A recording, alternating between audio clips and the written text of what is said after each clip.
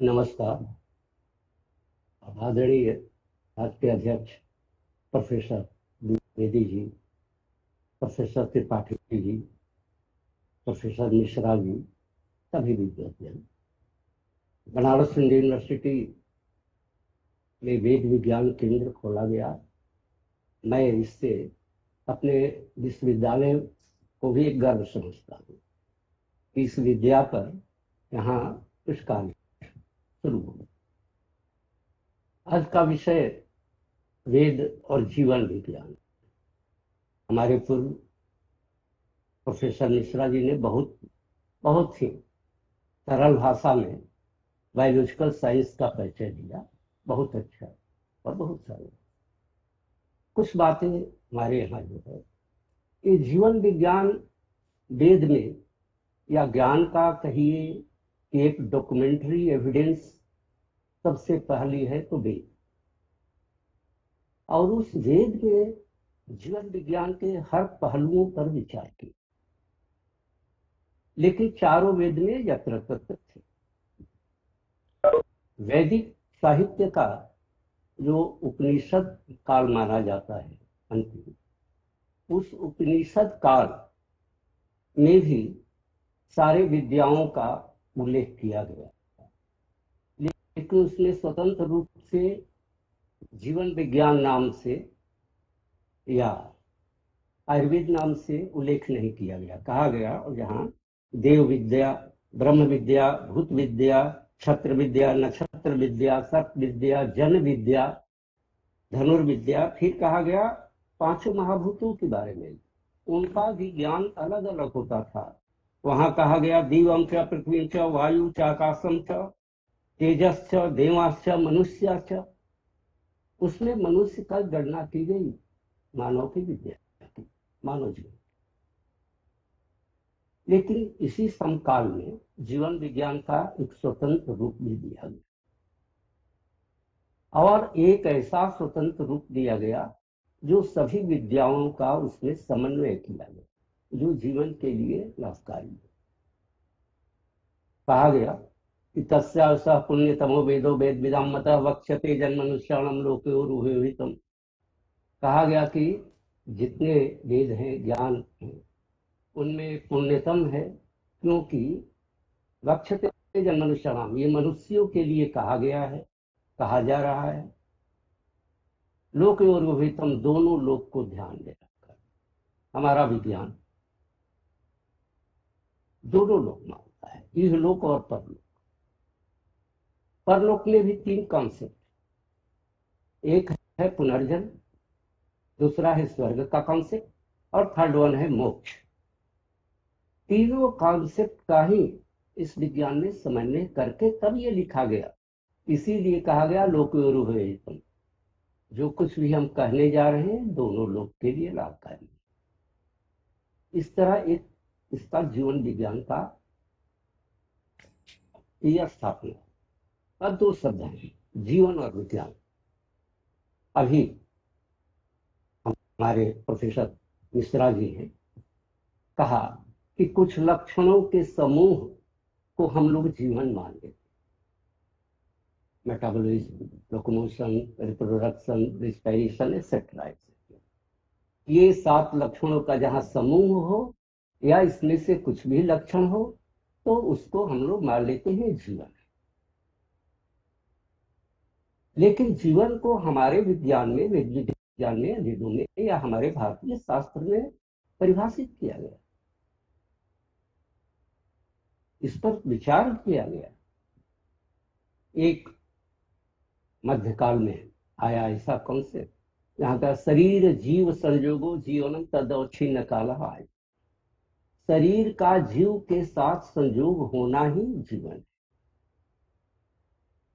फिर कहा गया एक जगह कि जीवन पदेन यत्र विधि संजायते जता भग्न व्रण रोहणाधिकम। जैसे हड्डियां टूट जाने पर, व्रण होने पर अपने आप उनकी क्षति पूर्ति हो जाती है, इस तरह की वृद्धि की प्रक्रिया जहां चलती रहे वो जीवन। इस तरह जीवन को परिभाषित किया गया। अब प्रश्न है शरीर जीव संजोगो जीवन, तो इसको भी वैज्ञानिक शरीर का अर्थ लिया गया क्रियाशील शरीर, मृत शरीर नहीं, क्रियाशील शरीर। और कहा गया तत्र शरीरम नाम चेतनाधिष्ठान पंच महाभूत विकार समुदय आत्म संयोगा ही यत्र वृद्धि क्षय गमन तात्सेन, जिसमें वृद्धि क्षय की क्रिया निरंतर, क्षय अपक्षय की क्रिया चलती रहे, वो शरीर। इस तरह शरीर को जीव क्या है, आज भी ये प्रश्न जटिल है और सामने खड़ा है। हम जीव विज्ञान पढ़ते हैं, लेकिन जीव क्या है ये प्रश्न चिन्ह है। लेकिन हमारे यहाँ हमारे ज्ञान के स्रोतों में, सोर्स में, इसको ही स्पष्ट किया गया कि जीव क्या है। तो कहा गया जीव क्या है, तो समनस्कात्मा, मन और आत्मा ये दोनों जब मिल जाते हैं उसे जीव कहते हैं। इसीलिए जब आयु की संक्षिप्त परिभाषा दी गई, जैसा प्रोफेसर मिश्रा जी भी कहे कि एक भी लक्षण, दो चार लक्षण भी आए तो जीव है, तो एक शब्द में कहा गया तत्र आयुष चेतनानुवृत्ति। जब तक शरीर चेतनशील रहता है, इसमें चेतनता की क्रिया रहती है, वही जीवन है। वह हम समझ रहे हैं, यह एक बहुत उत्तम वैज्ञानिक प्रयास। वेद शब्द या कोई भी ज्ञान विज्ञान में बदलता है। कैसे? जब इंफॉर्मेशन को मिलता है, सूचना मिलती है हमको, चाहे पुस्तक के माध्यम से या किसी माध्यम से, तो ज्ञान होता है। और जब उसमें तर्क कर लेते हैं, चाहे एक्सपेरिमेंट से करे, चाहे क्लिनिकली करे, चाहे प्रयोग करे, जब इसके माध्यम से हम तर्क कर लेते हैं तो वही ज्ञान की पुष्टि होती है, तो विज्ञान में कन्वर्ट, वही विज्ञान हो जाता है। और हमारे यहाँ जो भी हमारे महर्षियों ने, ऋषियों ने लिखा, वो प्रमाणिक लिखा, वो प्रमाण दिया।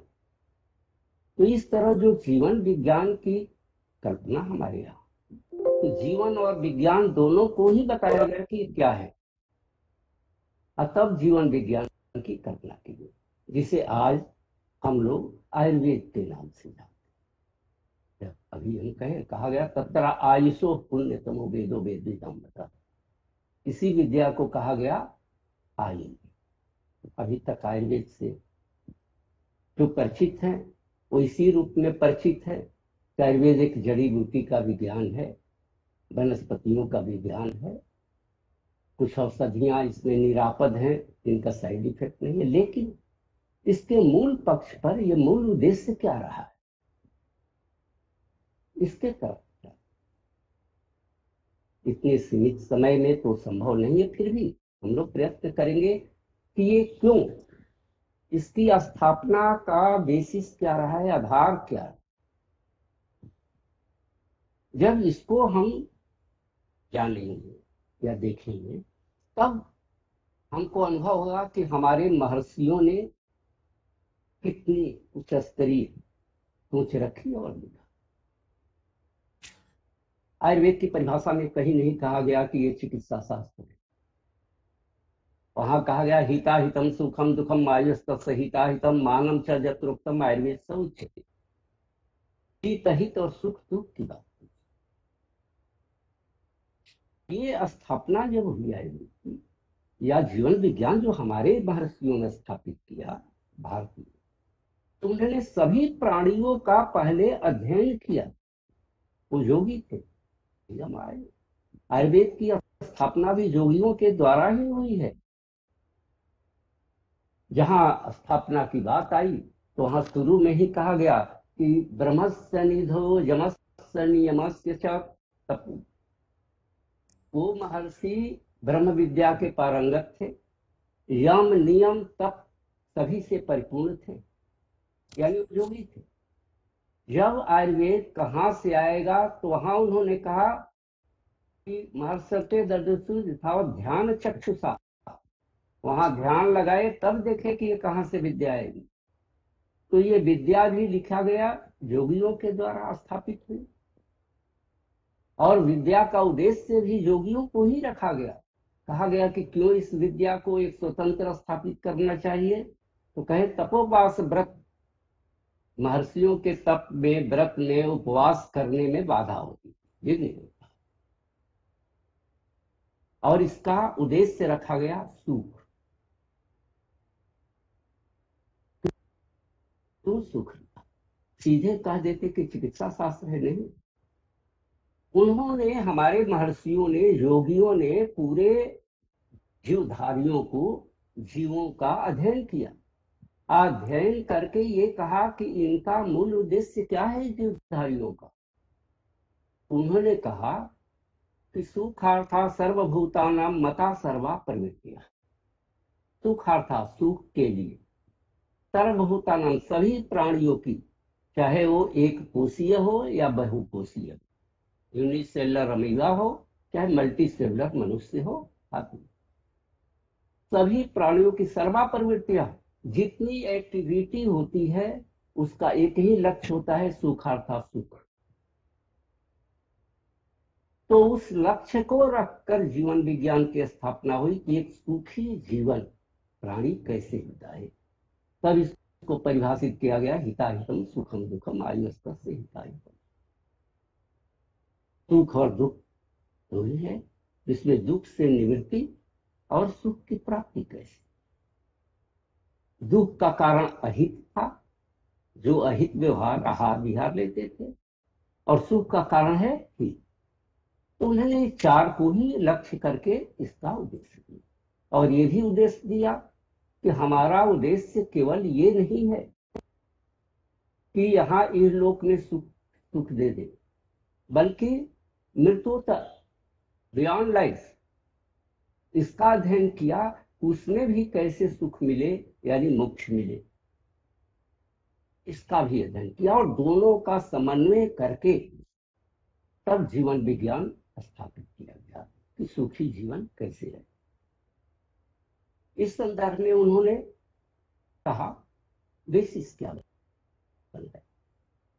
कि आपके लिए हित क्या है, मनुष्य का जीवन पद्धति कैसा हो कि वो सुखी रहे, या ये कहिए कि लाइफ स्टाइल उसकी क्या हो, वो सुखी रहे। तो इसमें जहां हमारे आचार्यों ने हित की बात की, दुख का कारण ढूंढा, तो हम लोग प्रायः कर देते हैं कि हित का मतलब हिताहार, ठीक है, बिल्कुल सही है। लेकिन जहां बेसिस नींव रखने लगे इस विज्ञान का, वहां कहे हितायु क्या है, तो वहां कहे पुनः हितैषिणः सर्वभूतानाम, जो सभी प्राणियों के हित चाहते हैं, उनको क्या करना, कैसे लाइफ स्टाइल अपना चाहिए, सत्यवादिना, सत्य बोले, दूसरे की धन न ले, अहिंसा का पालन करे, और त्रिवर्ग धर्म अर्थ काम का परस्पर अनुपहत सेवन करे, यानी एक दूसरे को डिस्टर्ब न करे, पूज्यों की पूजा करे। अर्थात जितने यम और नियम इनके हैं, पक्ष या धर्म के लक्षण हैं, उन्हीं सबों को उन्होंने कहा ये हितायु है, सुख देने वाला है। इस पक्ष को हम लोग भी प्रायः भूल जाते हैं। इस समय एक प्रायः बात होती है धर्म की, कि धर्म का संबंध साइंस से क्या है। पहले ये तो जान, धर्म है क्या, धर्म है क्या। अभ्युदय निश्रेयस कहा गया, तो अभ्युदय ही लोग के लिए आत्म विकास हो, सेल्फ डेवलपमेंट हो। और धर्म के जो 10 लक्षण है, सत्य, अहिंसा, स्तेय, अपरिग्रह, ब्रह्मचर्य, अक्रोध, एक्सेट्रा एक्सेट्रा, क्या इसको हम लोग छोड़ दें। उच्च स्तरीय मानसिक अवस्था ही धर्म का लक्ष्य। धर्म के जितने 10 लक्षण दिए गए हैं, उच्च स्तरीय मानसिक अवस्था है। यदि हम इस समाज में सर्वे करें तो धर्म के लक्षण वाले एक भी व्यक्ति, 2 व्यक्ति मिलना बड़ा कठिन है, व्यक्ति है लेकिन कठिन है। तो क्या धर्म के लक्षणों को, सत्य अच्छी बात है, अहिंसा अच्छी बात है, इसको अस्वीकार करते नहीं। ये उच्च स्तरीय मानसिक प्रक्रियाएं हैं और इसको प्राप्त करने के लिए जीवन विज्ञान में सारी विधियां दी गई कि इस अवस्था को कैसे प्राप्त करेंगे। योग विद्या इसी अवस्था को प्राप्त करने के लिए है, इसीलिए सर्वप्रथम यम और नियम की बात की गई। और हमारे जीवन विज्ञान में, आयुर्वेद में भी योग के इन विषयों का समावेश किया गया और कहा गया कि सुखी जीवन यदि चाहते हैं, सुखी रहना चाहते हैं, तो यही मूल कारण है सुख है, इससे सुख है। अब एक बात और, विज्ञान की बात हो रही है, वेद विज्ञान की, तो एक बात और सामने कही कि हमारे यहाँ जीवन विज्ञान में, हमारे यहाँ मतलब भारत में, भारतीय विद्या में, वेद विद्या में क्रियाएं दो तरह की कही गई। एक कही गई संयोगे च विभागे च कारणम द्रव्यमाश्रितम कर्तव्य क्रियाकर्मम कर्मम नान्यपेक्षते, अनपेक्षित कर्म जिसको हम अनैच्छिक क्रिया कहते हैं, इनवॉलेंट्री का है। और दूसरी प्रयत्नादि कर्म चेष्टित मुच्यते, एक चेष्टित कर्म है जो प्रयत्न से किया। तो प्रयत्न वाली क्रिया जो होती है वो ऐच्छिक है, वो मन के अधीन है, और जो अनैच्छिक क्रियाएं हैं उसी को आत्मा का लक्षण कहा गया। और जीवन का जो लक्षण कहा गया वो आत्मा के लक्षण कहा गया। एतानि लिंगानि जीवितस्य च, आत्मा के जो लक्षण है वही जीवन के लक्षण है। जैसे आज आधुनिक बायोलॉजी में, जीव विज्ञान में 7 कहे गए, वैसे यहाँ भी बताया गया कि आत्मा के जितने भी लक्षण, एतानि लिंगानि जीवितस्य च, ये लक्षण सभी जीवित के हैं। न मृतस्य, मरे हुए में लक्षण नहीं पाए जाते।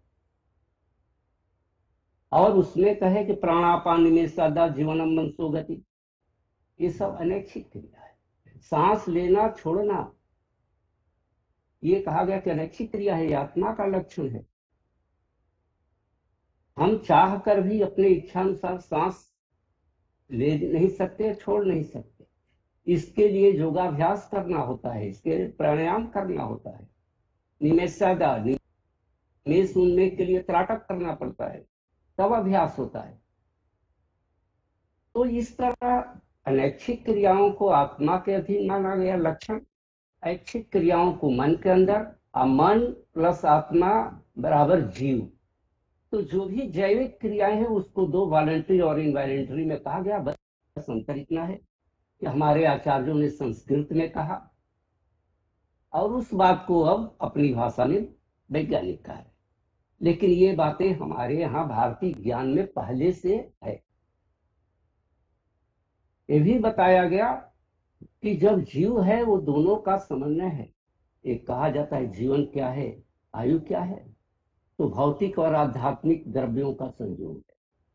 शरीर इंद्रिय सत्वात्मा संयोगे धारी जीवितम, तो शरीर और इंद्रिय को जीवन विज्ञान में हमारे यहाँ भौतिक माना गया और मन आत्मा को अध्यात्म माना गया।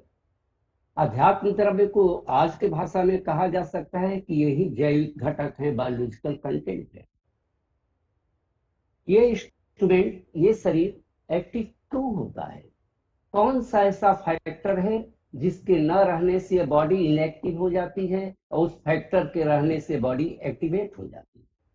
हमारे आचार्यों ने, हमारे महर्षियों ने इसको सोचा और उसी को कहा मन और आत्मा। निश्चित रूप से ये सब्जेक्टिव है। तो ये जीवन सब्जेक्टिव और ऑब्जेक्टिव दोनों का समन्वय है। ये शरीर तो इंस्ट्रूमेंट है, टूल है, और जब तक एक्टिवेट रहता है बॉडी का ऑर्गन्स, बॉडी, तब तक हम कहते हैं कि लिविंग है। एक्टिवेट नहीं रहता है तो कह देते हैं मृत है, क्रियाशील नहीं है। लेकिन उस क्रिया प्रारंभ करने के, क्रिया का रिस्पॉन्सिबल उत्तरदायी घटक क्या है? तो हमारे वैज्ञानिकों ने इसको बताया, वही जीव है, मन और आत्मा। और जब इन चारों का संयोग होता है तब जीवन होता है। इसको रखकर इस विज्ञान की स्थापना, इस विज्ञान को रखा। मन और आत्मा जितनी ऐच्छिक क्रियाएं होती हैं वो मन के अधीन है। कहा है सत्व मन उच्यते तत्र देहस्य तंत्र का आत्म संयोगा। आत्मा के संयोग से मन पूरे शरीर का जो है तंत्रण रेगुलेशन करता है, तंत्रण करता है। और ये भी स्पष्ट कर दिया गया कि सत्वम बिना न कदाचित आत्मा, बिना मन के आत्मा का कोई एग्जिस्टेंस नहीं है। ये कहा गया कि ये दोनों जब मिलते हैं तब जीव शब्द बनता है। हमारे जीवन विज्ञान में जीव शब्द आया है गर्भाशय प्रकरण में, सुकृष्णोणी जीव संयोगे। वहां जीव को परिभाषित किया गया कि आत्मा समनस्क आत्मा, जब मन और आत्मा का संयोग हो जाता है दोनों का, तो वो जीव हो। तो हम यदि जीव विज्ञान, जीवन विज्ञान कहते हैं तो उसको परिभाषित भी करते हैं कि जीव और जीवन क्या है। इसको लक्ष्य करके इसकी स्थापना हुई। इसमें अब आया कि पंच महाभूत या पंच इंद्रिया, इनटेक आउट। हमारी ज्ञानेन्द्रिया क्या करती हैं? बाहर से कुछ भी लेना हो, कोई भी सूचना, तो इंद्रियों के थ्रू आती, ज्ञानेन्द्रियों के थ्रू आती। इस ज्ञानेन्द्रियों में आहार के लिए भी जिह्वा को भी रखा, रस की, और आहार जो होता है रस प्रधान ही होता है। तो इन इंद्रियों के से जो भी ग्रहण करते हैं वो अंदर ग्रहण करते हैं, मन उनको परसीव करता है, और उसका आउटपुट क्या है? जो रिएक्शन होता है कर्मेंद्रियों के, उसका आउटपुट होता है। हमारे वैज्ञानिकों ने इस तथ्य को भी समझा, और इनका जो साम्यता है दोनों की। मन को हमारे यहाँ डिफाइन किया गया कि मन क्या है। ये भी नहीं है कि ऐसे कह दिया जाए कि हम तो एक कल्पना कर लिए कि मन भी एक ऑर्गन, नहीं, मन को भी डिफाइन किया गया कि मन क्या है। तो इंद्रियाभिग्राह्यत्वं मन इत्युच्यते, जो इंद्रियों के थ्रू, इंद्रियों के माध्यम से बाह्य सूचनाएं जो ग्रहण करता है, रिसीव करता है, उसे मन का। और एक जो प्रश्न उठा कि शरीर और मन या मन की जो क्रियाशीलता होती है उसका पुलिंग करने वाला कौन होता है? उसका नाम है बुद्धि। स्पष्ट कहा गया कि जब मन ज्ञान ग्रहण करता है तो उस ज्ञान ग्रहण जब करता है तो उसमें जो ऊह विचार आदि करता है तो बुद्धि निर्णय लेती है, और बुद्धि निर्णय लेती है उसके बाद कर्मेंद्रियां क्रियाशील। बुद्धि मन की निर्णायक अवस्था, मन के जो मेकनिज्म है, चिंत विचार ऊहम ध्येयम संकल्पम विवच, फिर कहे वो विचारश्च तथा बुद्धि प्रवर्तते। तो मन चिंत करता है, नाना विषय आ गए, कंटेक्ट कर लिया मन से, वो चिंते हैं। गुण तो दोस्तों विवेच्यति, उसके गुण दोष को जाने विचार है, अगले स्टेज में पहुंचता है वो है। तब तर्क करता है कि क्या करना चाहिए, ये पक्ष दो पक्ष करके कि ये सही है या ये सही है। तब उस वो विचार तर्को, तब संकल्प एक तरफ आकर्षित होता है कि नहीं ये करना चाहिए, और तब बुद्धि तो निश्चयात्मिका बुद्धि निर्णय लेती है कि मुझे यही करना चाहिए। तो जो ये प्रक्रिया है हमारे शरीर की, शरीर और मन की, इन प्रक्रियाओं का भी वर्णन और विवेचन हमारे आचार्यों ने किया। हमारे यहाँ ये अनुत्तरित नहीं है, इसका उत्तर है। तो इतनी वैज्ञानिक तथ्य को, इतनी वैज्ञानिक लक्ष्य को रखकर जिस विज्ञान की स्थापना की गई, अब उसमें 3 पिलर माने गए। सब पिलर वैदिक साहित्य में पहली बार छांदोग्योपनिषद में इस क्रियात्मक घटकों का उल्लेख आया, प्राण वाक और मन। लेकिन ये प्राण वाक मन को आयुर्वेद ने ऐच्छिक क्रियाएं मानी। देह वाक मनसस प्रवृत्ति कर्म, इसको ऐच्छिक क्रिया कहा।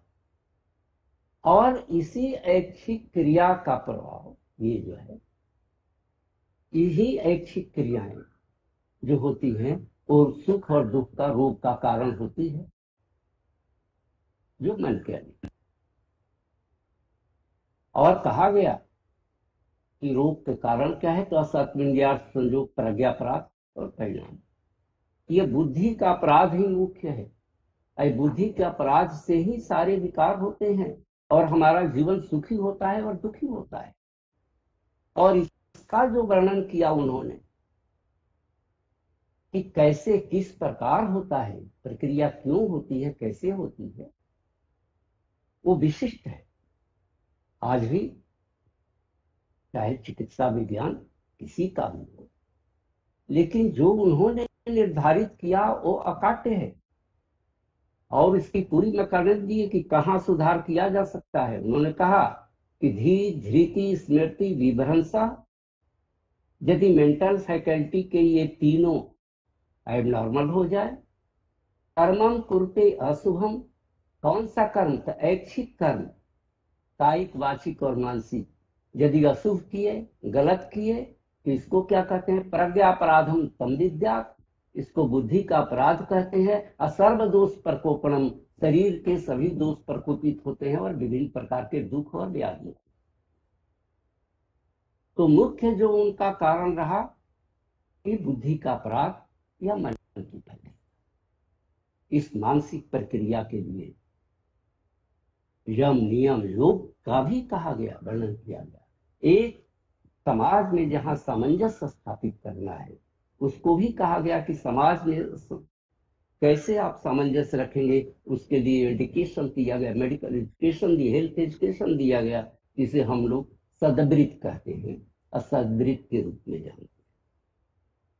इसके बाद प्रमोटिव दिए कि आप मन को कैसे और विकसित कर सकते हैं, आपका मन कैसे और विकसित हो सकता है। इसके लिए उन्होंने रसायन प्रकरण में एक आचार्य रसायन कहा, इसका भी वर्णन। फिर उन्होंने कहा कि साम्यता है, साम्य बैलेंस करना ही इस पर्यावरण एनवायरमेंट को बैलेंस करना ही हमारे सुख दुख का कारण है।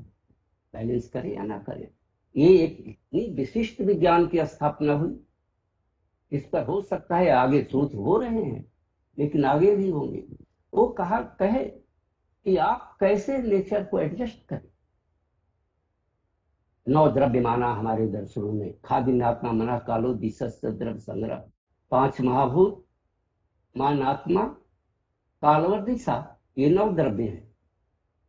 यदि 5 महाभूत इंद्रियों के थ्रू 5 महाभूतों को आप एडजस्ट कर लिए, क्योंकि जो हमारा संपर्क होता है इस सृष्टि में, भौतिक जगत में, उस संपर्क का माध्यम इंद्रियां है और उसी से महाभूतों के गुणों को हम ग्रहण करते हैं, मन पर सिद्ध करता है। यदि आप नहीं किए तो पहला कारण है दुख का या रोग का, असात्म इंद्रियार्थ संयोग, यानी आपके इंद्रियों का महाभूतों के गुणों के साथ सही संयोग नहीं। दूसरा कारण है प्रज्ञा अपराध, आपका मन सही है, रेगुलेट है, मन और आत्मा मन एक साथ, ये तत्व सही है, आप सुखी हैं, और नहीं तो प्रज्ञा अपराध, आप बुद्धि का अपराध करेंगे। यदि काल को और दिशा को आप एडजस्ट कर लेते हैं तो आप सुखी हैं, और यदि नहीं एडजस्ट करते हैं तो विभिन्न रोग होंगे, आप दुखी हैं। जैसे हमारे यहाँ ऋतुचर्या की बात की गई, जो आयुर्वेद का विशिष्ट है कि यदि गर्मी है तब आप कैसे रहें, यदि शीत ऋतु है तब आप कैसे रहें, बसंत है तो कैसे रहें, प्राविट है तो कैसे रहें, वर्षा ऋतु है तो कैसे, यानी आप इस काल को कैसे एडजस्ट करें, इसी का विज्ञान। बल्कि ये कहें, और आंतरिक जो है वातावरण, अध्यात्म का द्रव्य का जो वातावरण है, उसको कैसे एडजस्ट करें। पूरे इस जीवन विज्ञान में ये, यदि नहीं एडजस्ट किए, विकार हो गया, तो उसको कैसे हम शांत करें, इसकी बात की। और योग की विद्या भी कैसे इसको लिखे। कई बार इस विज्ञान के लिए प्रश्न आते हैं, पूछते हैं लोग, तो उन्होंने देखा नहीं ऐसे लिखा नहीं, उनके पास अपनी तकनीक थी और वो तकनीक थी योग विद्या की। कहा गया है इसी में कि आप कैसे परीक्षा कैसे जान सकते हैं सब बात। तो इंद्रियाणी संक्षिप्य चंचलो मना प्रविशन्त्याध्यात्म सर्वाविभव परीक्षित, कि इंद्रियों को बाह्य जगत से रोकिए, मन में लाइए, मन के विषयों को फिर वहां नियंत्रित कीजिए, और इसको इंट्रोवर्ट अंदर प्रविष्ट कीजिए, तब आप सभी बातें जान सकते। मन तो एक है और जो इस पूरे शरीर का भी संचालक है। अब वो यदि नियमन है उसका तब तो स्वस्थ, और नहीं नियमन है तो अस्वस्थ। हमेशा कहा गया कि जो हम स्कूटर लेकर जाते हैं तो कहते हैं यहाँ का पेट्रोल अच्छा है और यहाँ का पेट्रोल मिलावट वाला है, और मिलावट वाला पेट्रोल नहीं डालते। लेकिन इस शरीर का संचालन जिस आहार से हो रहा है उसमें हम क्या डाल रहे हैं, इस पर विचार करें। और हमारे विद्वानों ने, वैज्ञानिकों ने यही कहा कि इस पर विचार करें। आहार क्या है? जो आहार शरीर के अंदर लेते हैं, जो भी हम इंद्रियों से लेते हैं, ग्रहण करते हैं, वो सभी आहार है। लेकिन आहार एक रूढ़ हो गया है कि हम लोग प्राय भोजन को ही या डाइट को आहार कहते हैं। अदरवाइज जो भी हम आहरण करते हैं इंद्रियों के थ्रू बाहर से लेते हैं, सब आहार है। और कहा गया कि आहार संभव वस्तु रोगाश्चहार संभव। ये जितने हैं आहार हम ले रहे हैं उसी से शरीर का होता है मेंटेनेंस, और रोग के कारण भी यही आहार है। तो जो हम ले रहे हैं, अंदर इंटेक कर रहे हैं, उसको हर अध्याय में हर जगह इंडिकेट किया गया, बताया गया और शोध किया गया कि कौन सा आहार, कौन सा वस्तु हम लें तो हमारे लिए लाभदायक है, कौन न ले तो अहितकर है। कुछ उदाहरण देकर लिस्ट दिया गया है कि त्याज्य द्रव्य, यानी इनको कभी मत ले। हितकर द्रव्य, कौन ऐसे द्रव्य हैं जिनको आप हमेशा लें। तो इस तरह से जगह जगह पर ये कृत्या, यही नहीं कृतांग का वर्णन किया गया कि बनाए बनाए भोजन में कौन सा आहार है, किस देश के लिए कौन सा आहार है, किस जगह के लिए कौन सा आहार है, किस काल के लिए कौन सा आहार। और इसके साथ साथ ये दिया गया प्रमुखता कि आप मन को नियमन करें और नियंत्रित करें।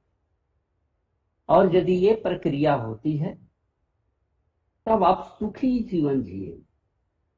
सुख को उन्होंने परिभाषित किया, हम लोग मान लेते हैं मनोनुकूल धर्मजन्य अनुकूल वेदनीयम सुखम, लेकिन जीवन विज्ञान में इसको स्वीकार नहीं किया गया। कहा गया शरीर इंद्रिय मनोबुद्धि तुष्टि सुखम।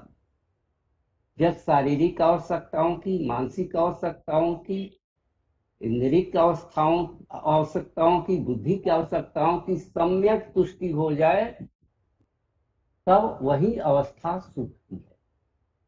यदि अधिक हो गया तभी विकार होगा संतर्पणजन, और यदि कम हो गया तो भी विकार होगा अवतर्पणजन। एकदम सिचुएशन संतृप्त होना चाहिए, और नहीं होगा तो सुखी नहीं रह सकते। भगवान बुद्ध को तभी तुष्टि हो गई शरीर की, मन की दीजिए, लेकिन बुद्धि की तुष्टि नहीं हुई। भटकते रहे, सुखी नहीं रहे, दुखी रहे। और जिस दिन उनके बुद्धि की तुष्टि हो गई उसी दिन बुद्ध हो गए और सुखी हो गए। तो सुखी जीवन के लिए ये जो जीवन विज्ञान की स्थापना की गई, जिसमें योग का भी समावेश किया गया आवश्यकतानुसार, ये एक विशिष्ट विद्या बनी योग के साथ मिलकर, और जो कि एक अति विशिष्ट है और जनहित में लिखी गई, सर्वभूतानाम सभी प्राणियों के लिए। लेकिन खासकर जो प्रचलित आयुर्वेद है वो मनुष्य के लिए है कि वक्षते जन मनुष्याणाम, मनुष्य को रखकर। संभवतः समय कुछ अधिक हमारा हो गया, इसके लिए क्षमा प्रार्थी है। मैं नहीं कर सकता। बहुत सुंदर अभिभाषण हो रहा है आपका। समय क्षमा आते हैं और सब आप सुने। धन्यवाद, बहुत बहुत धन्यवाद और आपका आभार। और घड़ी की तरफ नजर गई तो लगा कि हम अब धृष्टता कर रहे हैं, तो अरे नमस्कार। ज्ञान का प्रवाह बहुत ही सुंदर चल रहा था।